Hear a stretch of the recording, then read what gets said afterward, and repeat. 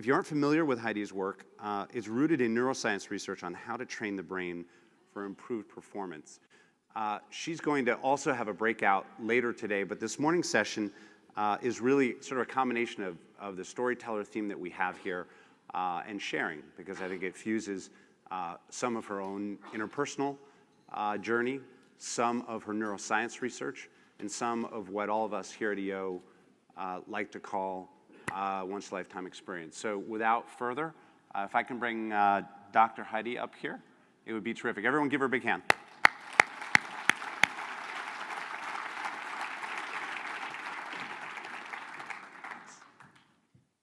Thank you. Hello, everybody.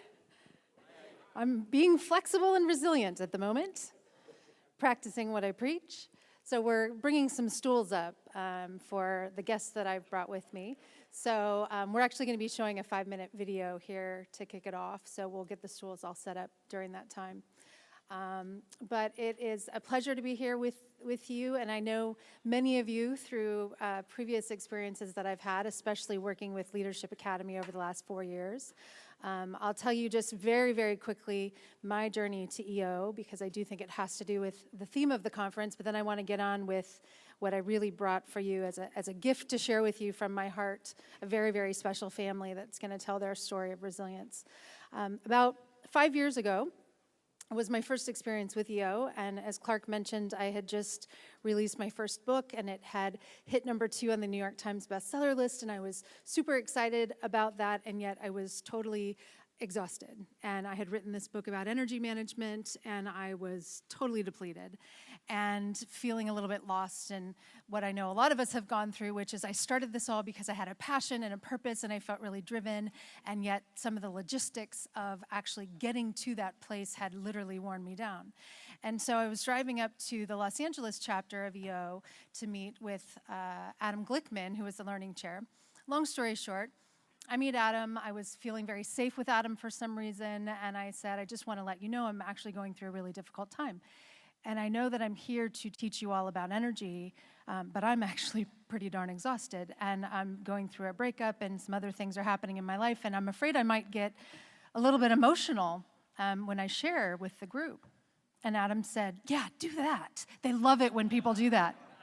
And that was like a wake-up call to me in some way of like, who are these people and where can I find more of them? And so we ended up having a great session, and we did talk about energy management, but it was very interactive, and I feel like I got as much as I gave. And it was from that moment on that I really started kind of focusing on EO as a group and how you all function and how you thrive in so many ways, and yet also some of the vulnerabilities that we have as entrepreneurs. And so this last year, I've done a research study looking at brain patterns of successful entrepreneurs, and about 300 different EO members have participated in that.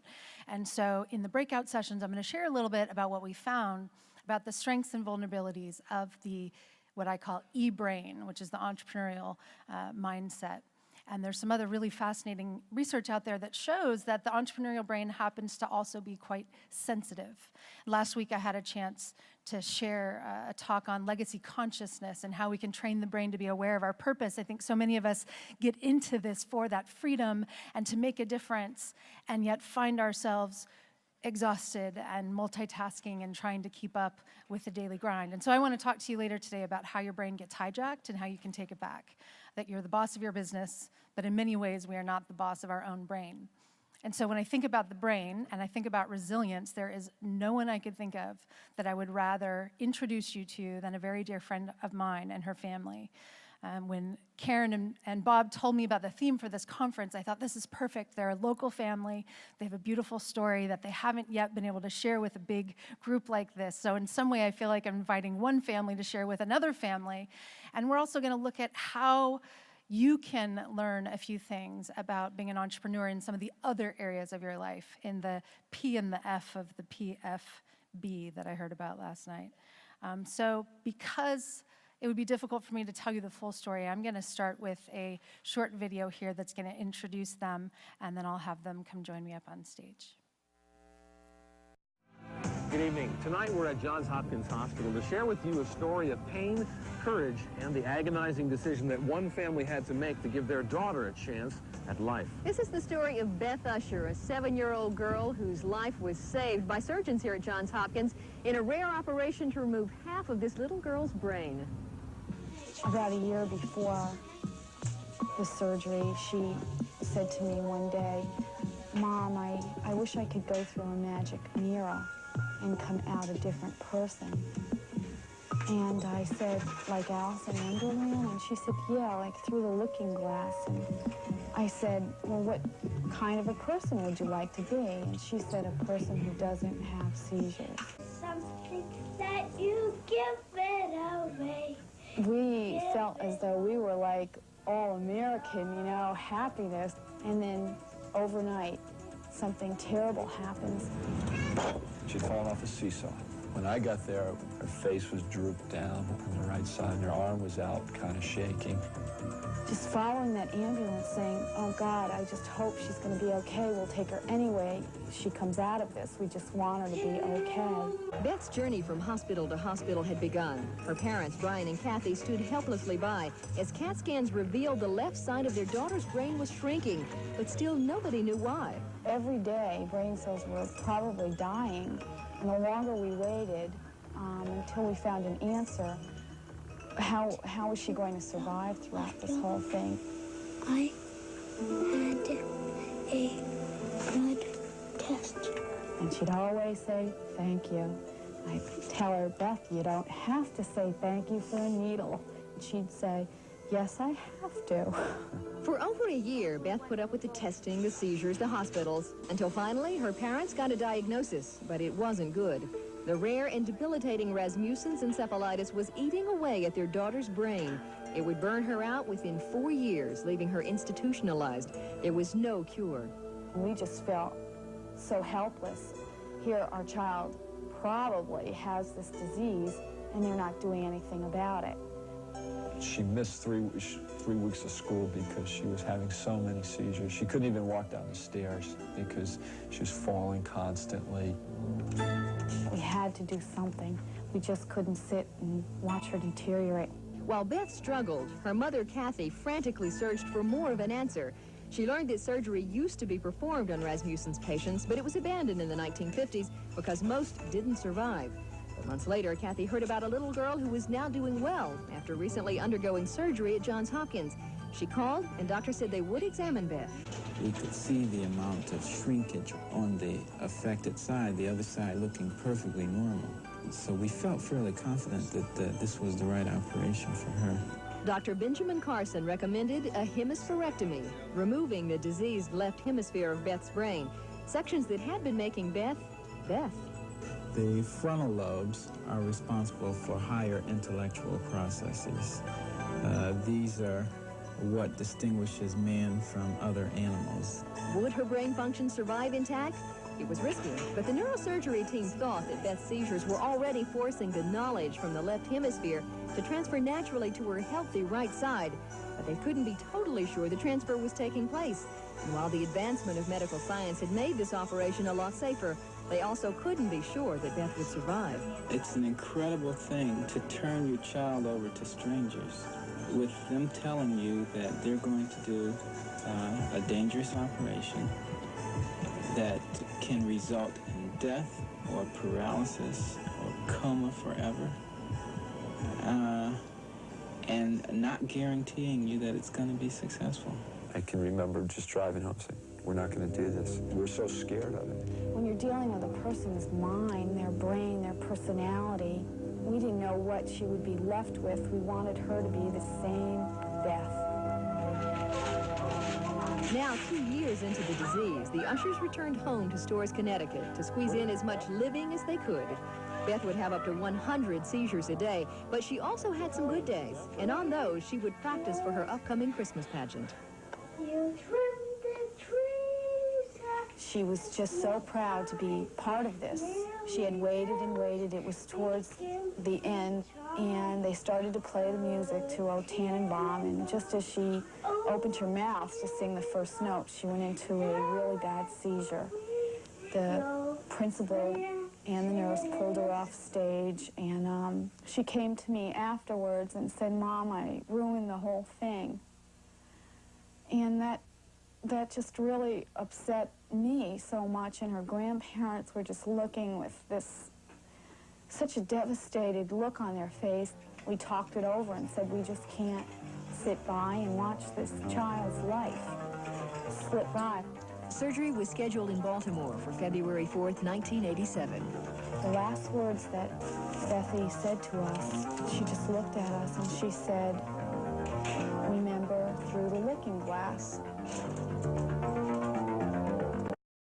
So I told the Usher family that it was okay to get emotional and be vulnerable with the EO group. I know the tears are already starting a little bit for me, so I'd like to welcome, if you would, please, Brian, Kathy, and Beth Usher to the stage.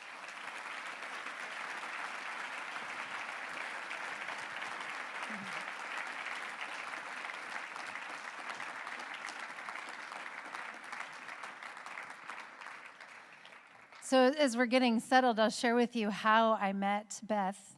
Come on up and we'll get you. Actually, I'm going to put Beth down here. Perfect. Okay. Yeah. I'll put you in the middle. How about that? Around the same time, ironically, as I had my first EO experience, and I was trying to look at different ways to re-energize myself and kind of get back on track, I started realizing that I hadn't laughed in a long time, and I just felt this soul urge to laugh more. So I started doing research, as a good neuroscientist would, on laughter and the benefits of laughter. And I found this group called the Association for Applied and Therapeutic Humor. And they happened to be having a conference just a couple blocks from my house. So I went down there, and one of the first things that I remember seeing was Beth and her family.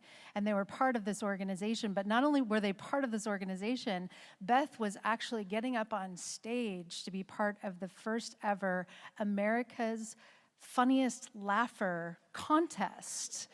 And so she was right up there with all of the rest of the crew going through a series, and if you see her later, you'll have to ask her about that. They had you do laughter on command and all sorts of different styles of laughter, like wicked laughter and childish laughter. And I remember standing in the back thinking, there's not enough money in the world for me to get up on stage and do this. And she was just having such a great time, and it meant so much to me. And then over the last few years, getting to hear more about her story. So as I hear you go through all of that as a family, and I think about what that must be like, it actually made me think about a life as an entrepreneur. And for you, Kathy and Brian, as this was happening with Beth, you really had to go kind of find some answers and think outside of the box as this was happening. So can you tell me a little bit about what that was like for you? And this has been a great conference so far for us. We just absolutely love the presentations. And I know with Brian and I in our professional careers, we had to make decisions. Brian, at the time of Bethy's illness, was a football coach, college football coach, and I was a fundraiser. And we did our best to make informed decisions, and as long as they were good enough, we were able to move on and set goals and move on to the next project. However, in Bethy's situation, without the internet, without resources like that, it was really an unbelievable task. No one knew what was going on with Beth. There were situations where even I donned a medical coat and flubbed my way into Yale's medical library, Harvard's medical library, begging doctors, please share information, ask other neurologists, if they have anything like this.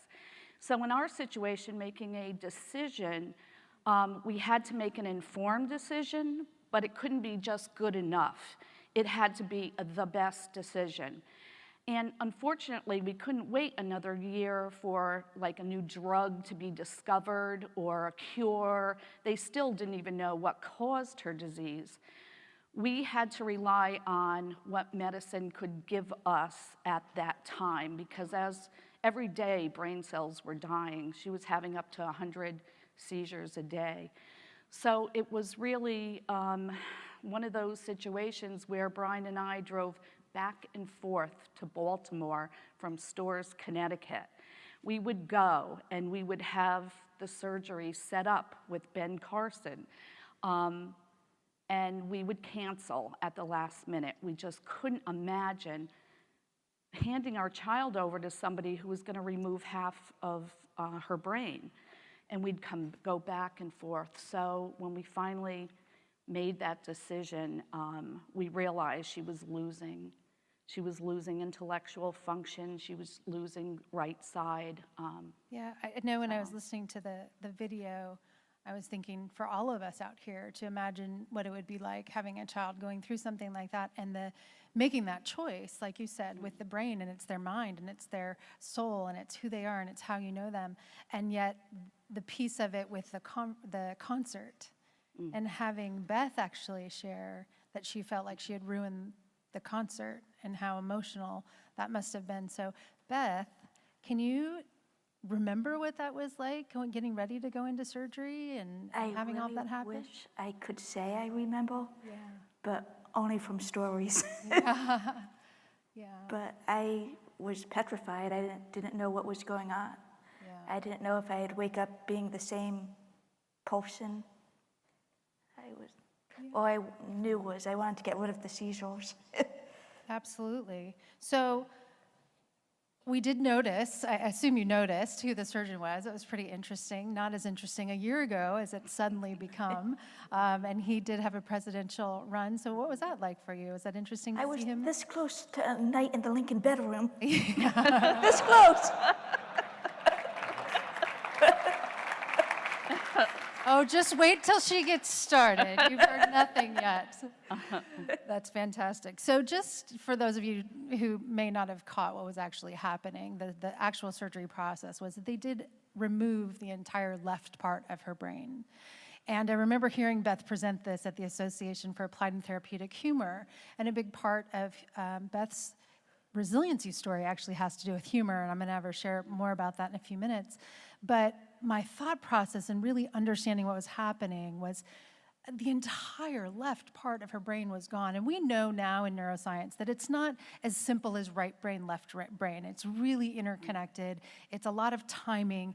And even as they were talking about in the video, they had thought that maybe some of her memories and some of her knowledge had actually started to plant itself in the healthy right side as the left side was deteriorating. So this is one of the amazing things about the brain is it's radically adaptable and resilient if it's given the right type of stimulation. And so when Beth had told her story at the conference, and I went up and I asked her immediately, here I am, I'm studying the brain, and I'm so fascinated by all of this. How on earth do you do this? And she said, actually, do you remember what she said to me about your right mind? Oh, I'm always in my right mind because that's all I have. She said, I'm always in my right mind. I can never be wrong. And it was like, the stuff she comes up with is really fantastic. So tell us a little bit about, this is, an interesting story, but it's also a very dramatic story. So you have the surgery, Beth has the surgery, and everything seems to be going well. And then this was part of the video that we didn't get a chance to share, but she slipped into a coma, right? Yeah, well, when Beth came out of surgery, and as you could tell, it was just an awful decision for us to make as a family. And I think I resisted the surgery for as long as possible, but gradually watching our daughter deteriorate and not being able to function in school and with friendships, and we finally did make the decision. And Dr. Carson had done, I think, just a handful of these. Five, right, Beth? Yeah. And so we were, obviously very, very scared. The surgery apparently was successful. It was over 12 hours. But within a half hour after surgery, Beth fell into a coma. And we were just at the bottom. We were upset, we were worried. I was angry that we did this. Beth went into a 6-week coma. That was probably the lowest point of our life. And anyway, to tie in with Mr. Rogers, just prior to the surgery, And Beth, you can talk a little bit about this, right? How you watch Mr. Rogers, and what was that all about? The only way my mom could get ready for work every morning was to plop me down with hundreds of pillows and put Mr. Rogers on. And for some bizarre notion, I wouldn't have one single seizure the entire half hour his show was on. So a couple weeks before I went into surgery, Mom wrote him, his company or his TV station, a letter saying, please send my daughter a note saying he's thinking of you or whatever. And what, you guys didn't hear back? It was, a couple of days later, and his secretary called and said, Fred would like to talk with Beth. He's going to call her at 7 o'clock tonight. Is that okay? And I said, absolutely. And Beth, we didn't tell Beth, and the phone rang, and Bethy got on the phone, and she talked to him for over an hour. And Brian and I hid in the kitchen while she was talking, and we heard Beth tell King Friday and Lady Elaine Fairchild and all the other members of the neighborhood how she was feeling and her fears. And the most overriding message that Brian and I got from that was that she wasn't afraid for herself, she was afraid for us and for her brother, how we were dealing with it. And they hung up the phone, and Fred called back, and he asked where we were staying while we were in Baltimore, and we gave him the date of the surgery and the Ronald McDonald House. And he had been calling the Ronald McDonald House, but because of Beth going into a coma, Brian and I stayed by her bedside the entire time. And finally, we were in intensive care, and the nurse came out and she said, Kathy, there's a man on the phone and he's claiming to be Mr. Rogers. And I went out and I answered the phone, and he said, how is Beth?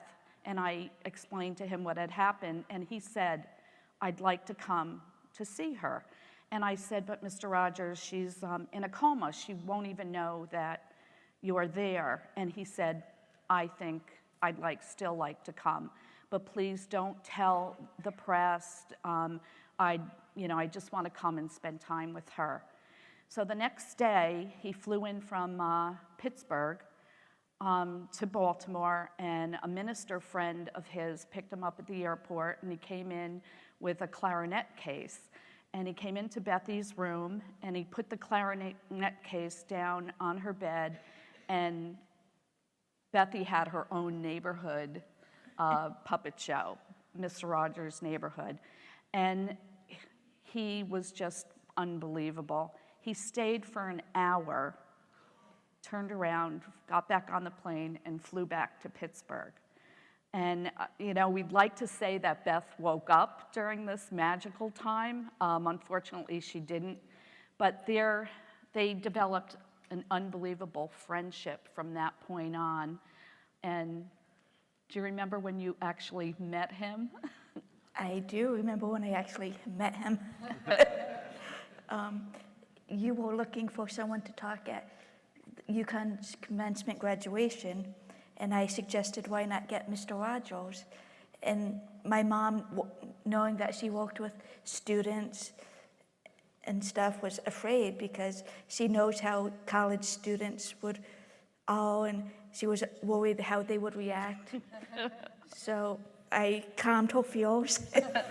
I wrote Mr. Rogers a letter asking him if he'd come, and he said under one condition, if I wrote his speech for him. It was the coolest thing. So I was 12 years old, and I wrote my first college speech. I love that you know Mr. Rogers as Fred. Yeah, I know. So cool. Yeah, he was he was exactly how he seemed. There was one time we had gotten so close that his grandson had been diagnosed with learning disabilities, and he called, and I was on the phone, and he was asking me, about self-esteem with Beth and how we were able to work with her on self-esteem. And I'm telling him how we did it, and I said, and I have these great books I'm going to send to you. And Brian came home from work, and he heard the tail end of our conversation, and I hung up the phone, and he said, who were you talking with? And I said, oh, that was Fred. He called about, you know, he wanted to know about Beth. He said, you were talking to Mr. Rogers about child self-esteem? And I went, oh my God, what did I actually say? I was like mortified. But I'm sure he learned something from yeah, that. It was really a magical time. Absolutely. Yeah, that's great. So I want to tie this into resilience and to, you know, entrepreneurs, because the story is fascinating, but also what I love hearing about is what's happened since then and how you have been so resilient as a family. And so before I jump to that, I just want to show a couple of images that really stood out to me as I was looking through different articles and things that were written about this, and just imagining again going through this with a loved one.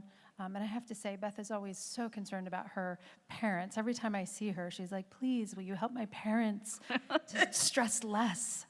So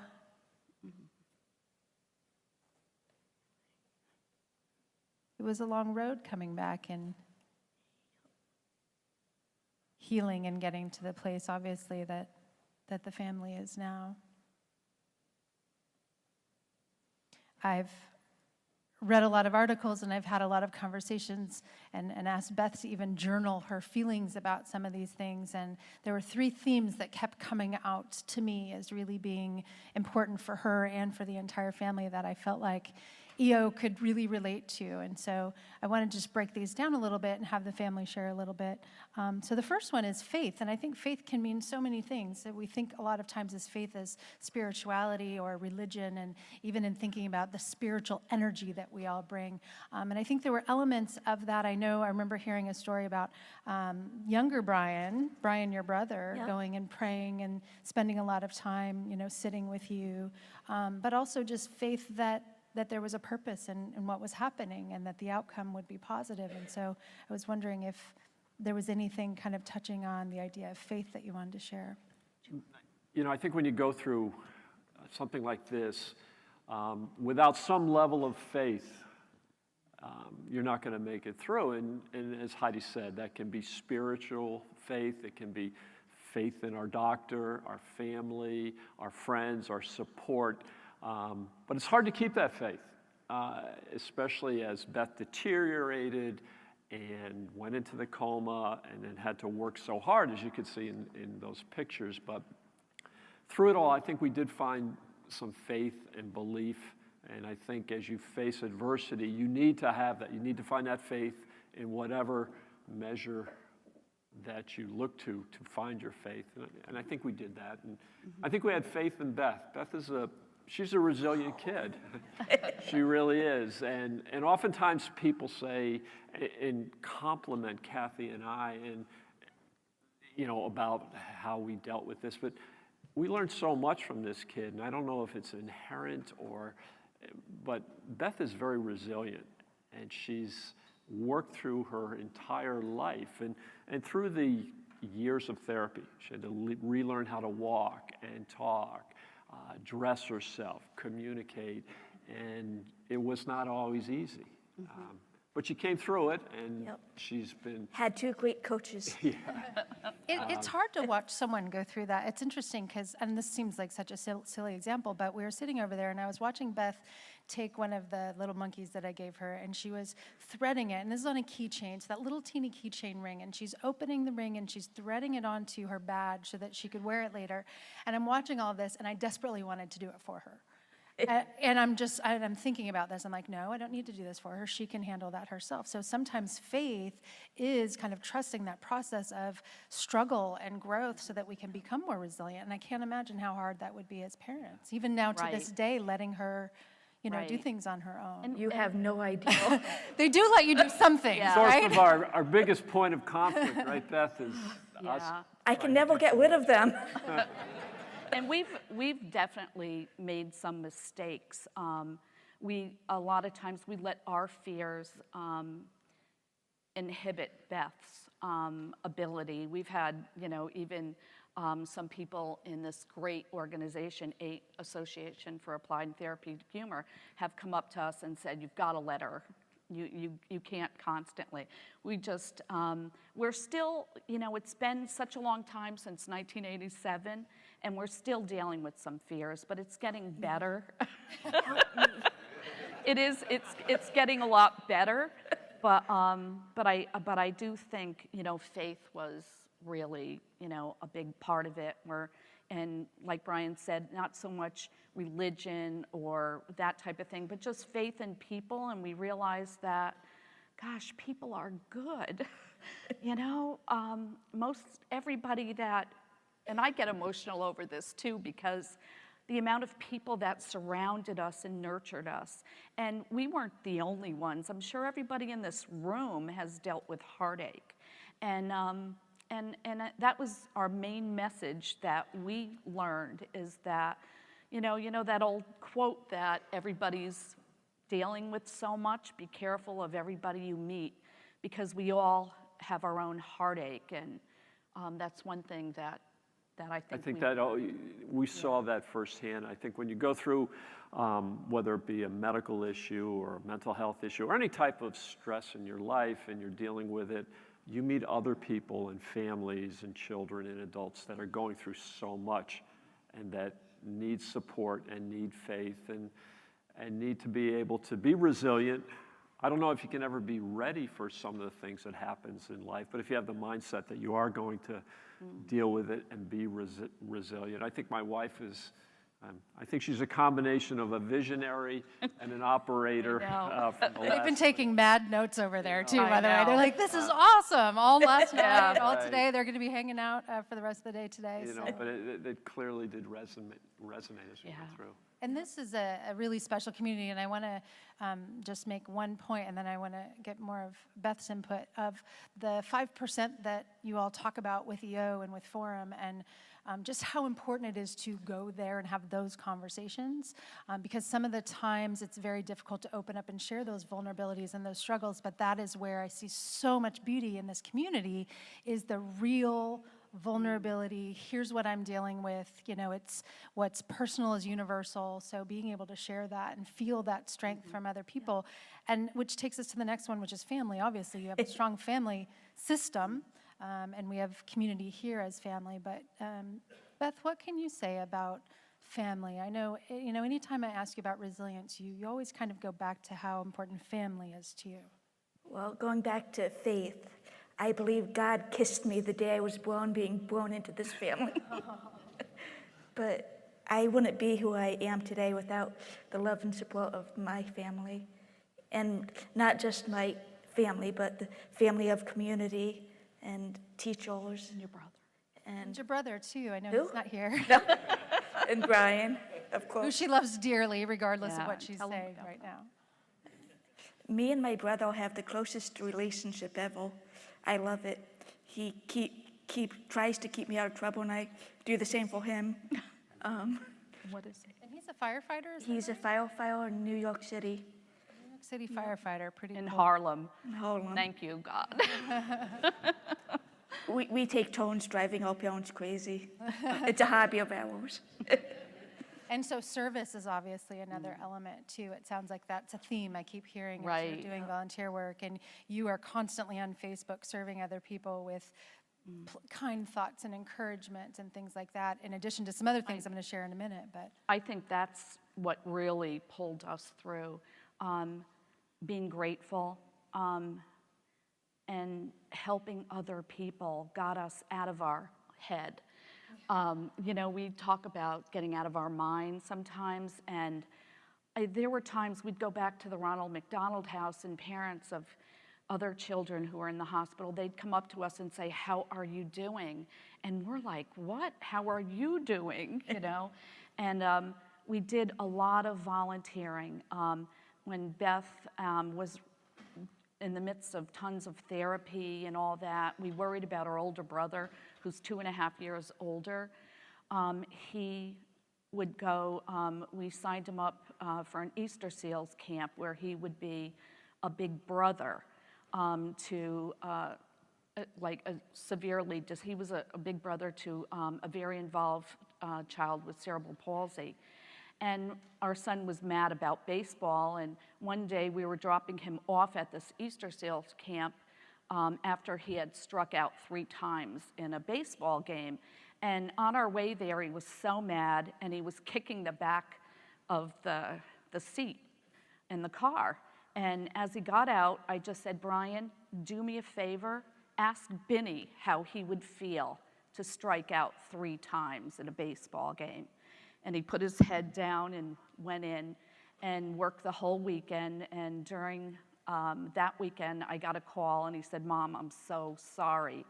And when we went to pick him up, the head of the camp said Brian organized a wiffle ball game with all the campers, and he held Benny's hands around a bat and hit the ball and ran the bases with the wheelchair all the way around. And I really think that donating your time, your energy, your service, it really helps you realize that you're not in this alone. And for young kids, it really helps them realize that they should be lucky for all that they have and be grateful. And I think being grateful really got us through.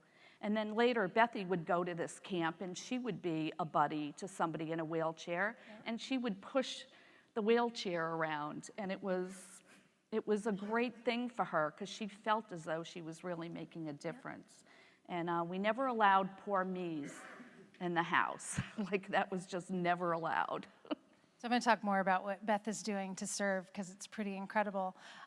In thinking about the right brain and the left brain, it turns out that a lot of the right brain space is really what connects us to purpose and emotions and connection with other people. And in fact, there's a phenomenal book out, if you haven't read it, called My Stroke of Insight by Jill Bolte Taylor. You can also watch her TED Talk. It's phenomenal. But she's a neuroscientist that actually had a stroke and lost function in the left side of her brain.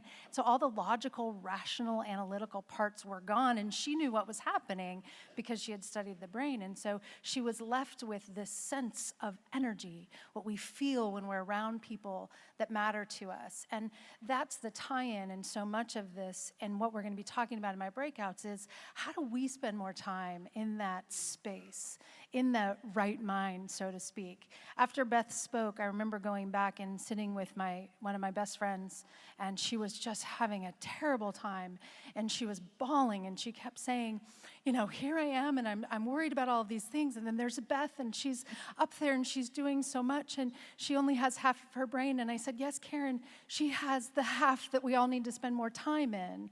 And the reason I said that is because we get so locked in this other busy side, and we lose connection with why we got here in the first place. And my hope is that in understanding a little bit of Beth's story and what we're going to start wrapping up with, is that you can take some of these elements of things like faith and family, and one of our favorite last elements is going to be humor, and how those pieces can actually help shift you, even if it's just for a few minutes, into a heart space, into the right side of your brain, so that we can have better balance and we can have better energy, and we can bring the best of ourselves to the time that we have, instead of being so fixated on just the time and the details. So again, I'll share more of that in the breakout, but I really want to hear more from Beth about humor.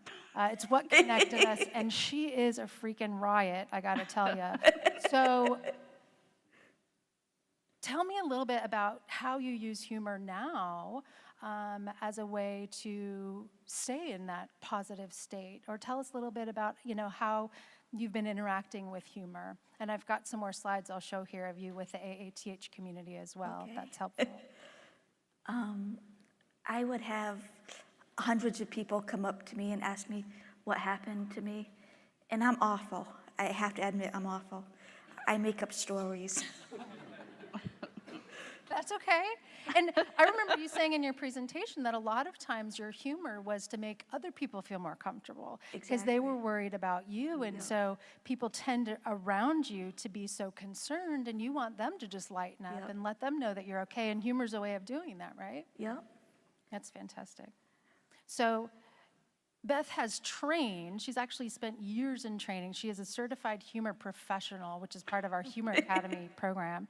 She is a laughter yoga leader, and she actually goes out into the community and teaches people about the benefits of humor, which I think is amazing.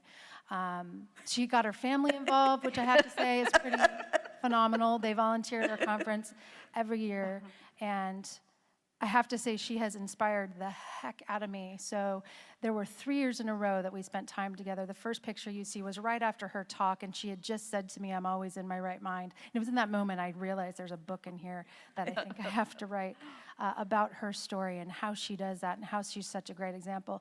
The next year I showed up and did a presentation. My new book, Recharge, had just come out, and Beth shows up with a shirt on that says Recharge, and she's sitting right in the front of the audience to be there to encourage me. And I'm thinking, this is just so amazing. She is like this little bundle of encouragement and love and laughter that is just such a gift, and I'm excited to be able to share that with you, and then obviously her family. So as we wrap this up, in this idea, again, of being in our right mind and being in that energy space, you know, how do we do that? How do all of us do that in kind of a practical way? What should we be thinking about? And obviously I'll share more in the breakout, but from all of you who've been through this experience, when you are starting to get overly stressed or overly concerned, what have you learned from Beth? We'll have you end, Beth, with your share, but from the parents, what have you learned from Beth about being in the right mind?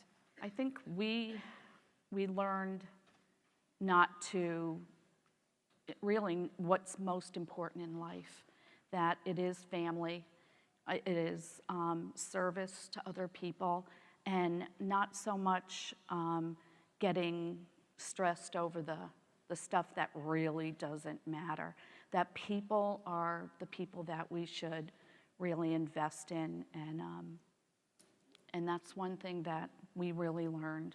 Yeah. And humor. We really went way out of our comfort zone with the clown makeup and Yes, we did. and even in joining AATH, when we first got involved in it, that really threw us for a loop. Our very first conference, we're like, oh, these people have forced laughter. And then over the years, we've come to absolutely love it, embrace it. It's changed our lives tremendously. I think not taking yourself so seriously is key. Yeah.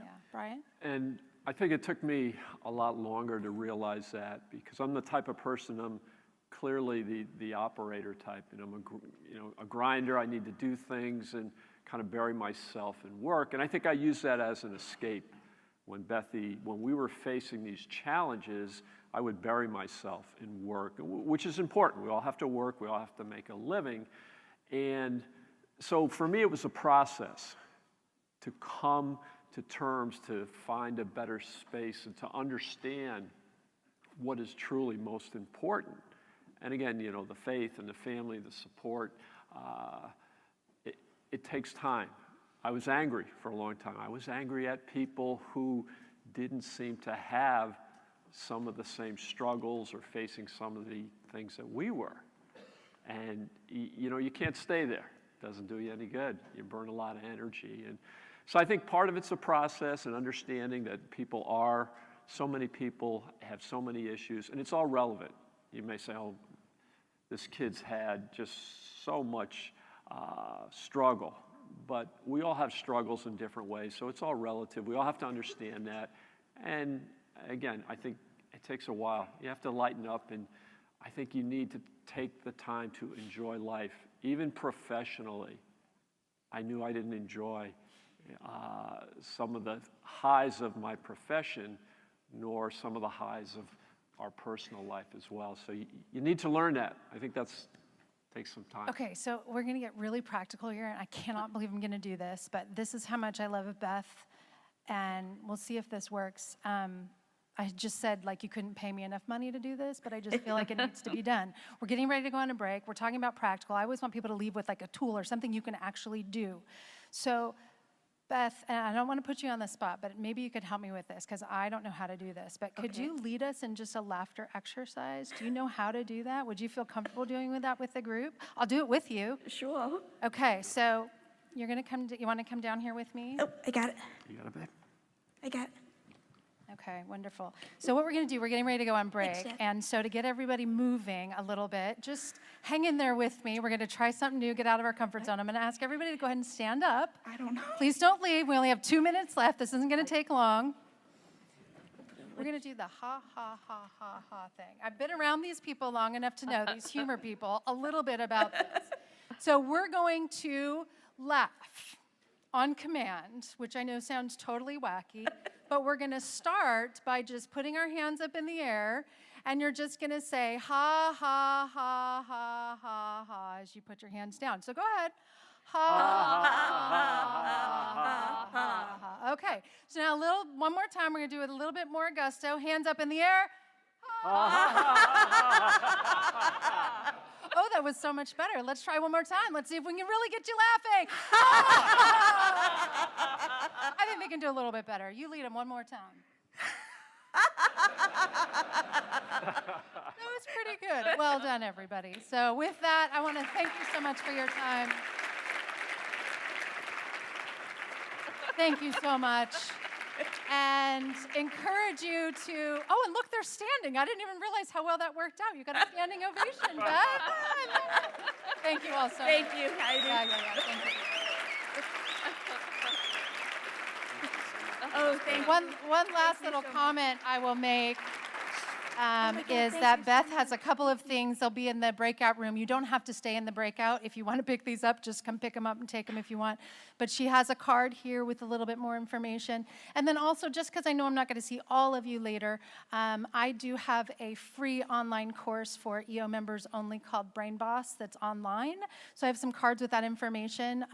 It's just part of the EO digital work that we've been doing.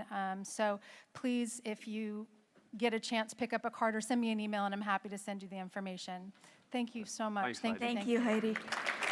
Thank you. Thank you so much. Aw, thank you. This is, what an organization.